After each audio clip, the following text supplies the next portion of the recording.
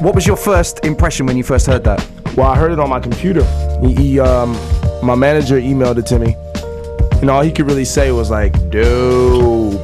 It was like spelled out all along, like, yo, dope. And I was like, all right, then it must be good, because, you know, when you get an email like that, you know it's something, especially from Plain Pat, who shows very little emotion.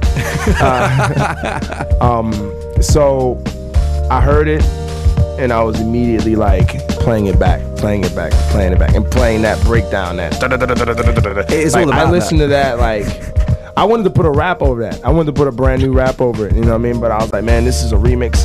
This is just so dope. I don't want to mess that part up. It's such a good part of the song. Let's just let it be what it is, you know, and it was really dope. The drop on that is incredible. Yeah, man. They killed it. Were you familiar with the sound? Because obviously that's very reminiscent of UK bassline that was just like killing it last year. Was that a new kind of sonic attack to you? Yeah, it was new to me. I hadn't heard anything like that before. So it was like, wow. You know what I mean? Especially with my melody, it was bugged. And it blew up for us, man, because I mean, that was, every DJ will be thanking you and shaking your hand, because like, that was the sound of the summer, man, during all the islands, and still continuing on. And you're at Wireless on Sunday. Mm-hmm. Yep, that was rage-tastic. How crazy was that when that dropped, the bass? Man, I haven't seen that many people dancing to my song ever. It was like a sea of just like human beings.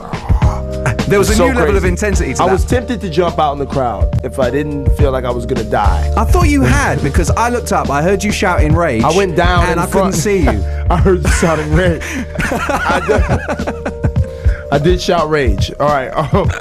I didn't go in the crowd, but I went by the barricade, and you know, but I wanted to like actually go in the crowd. But you know, I wouldn't be here with you guys right now. So festivals are mad important, right? Yes. Just as important to an artist, I guess, is an artist rider. So I want to know, like, pre-Day and Night worldwide smash, what would you have on your rider, and like, what's on your rider now, real quick, before we get to Man, there's a rumor that we heard that I had a rider that said I wanted a jacuzzi. I heard that. What is that? I don't know. What is it? This is not true. And this is what people think of me? That's crazy. I'm glad we can straighten that out officially, man. They must have confused me with Prince or someone else, like, or I don't know.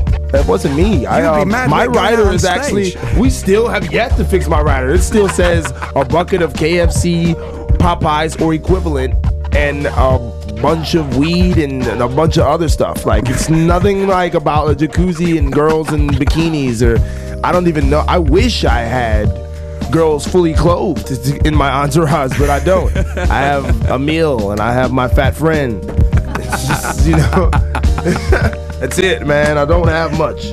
Let's get to another record, Cudi. Stick around, man. We got more to talk about. All right. How did that come about? It was an idea to just like kind of freestyle on it, and then it ended up being a record. Yeah. You know what I mean? It just kind of came together really organically, and it just, you know, it was Ye's original idea, and you know, he kind of blessed me with that joint right there. Yeah. I had a picture of you in like a good music cypher when you were writing that. Have I got the wrong picture there? Was it all written separately, or? Well, me and Ye, well, I always write my verses like separately. I shut down, I leave the room. Okay. And write. Yeah.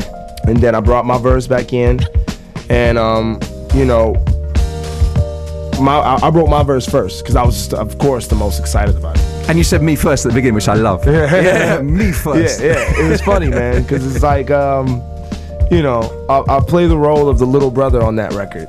You know what I mean? It's the eager one that's just ready to rip it. You know what I mean? And that was my role, and it was definitely like we all fed off each other's verses. Like, we sat in there and we were just throwing out lines and really dope lines. And we was like, man, the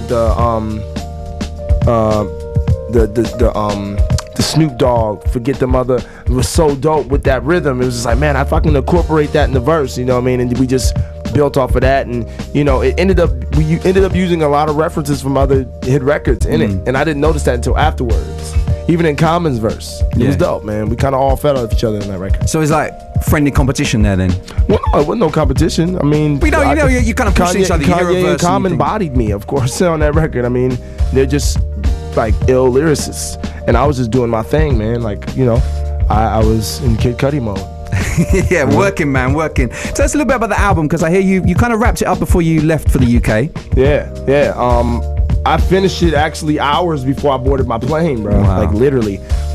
Did my last couple fixing ups of the song, and I'm excited about it. And my manager playing Pat had to stay behind to make sure everything was cool, man. Crossing the I's, dotting the T's, and you know. What kind of production we got on there? Ye's on it, obviously. We got Ye, we got Rat-a-Tat, we got Jean-Baptiste and Mike, who co-produced a lot of records for Black Eyed Peas, and they also did just straight up production for Will.i.am, and they did the Boom Boom Pow record, and the records that they have on my album are the most important records on the album, actually. And we also have Plain Pat, Emil, Dr. Genius. It's really a dope album, man. You have to have, if you don't have an eclectic ear before listening to this album, you're gonna be forced to, because there's so much genre bending going on. There's so much mixtures of everything. I can't wait to get hold of it, man. Man, it's really dope. And you got a busy rest of the year as well, because there's a mini TV series, right, coming? Well, it's not a mini TV series, actually. It's a show. Full proper show, man. Full show, man. I'm an actor now, so I have health insurance through SAG. So it's real. So that's the Mark Wahlberg. Role. Yeah, Mark Wahlberg is executive producer. Big Entourage fans, man. So can't wait to see that. It's everybody who did Entourage, except for the writer is Ian Edelman, Julian Farino, who directed several episodes of Entourage. Pretty much the innovator who established the look of Entourage. And he did Sex and the City, he's Sopranos. He's dope. He's from London, actually. He embraced me early on, and I remember he was like, "Kid, you stay in the picture.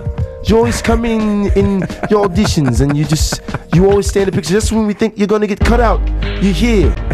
And I was like, "That's me, Julian." And it's great working with him on set, and he just lets me do my thing, man. And I remember between takes when we were shooting the pilot, I was like, "Man, did I do good?" And he was like, "You're doing great. You're doing great. Just do your thing."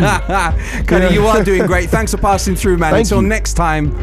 I got an exclusive freestyle. You promote that on Twitter. Yeah. Exclusive freestyle coming soon, specifically for you, sir. Since we're in a rush, I got to dip out. I can't do a freestyle for you guys right now, but I'm going to give you an exclusive joint, man. We're going to hold you to that. Cudi, thanks for passing through, man. Yeah, appreciate it. Hit me up on Twitter. All right.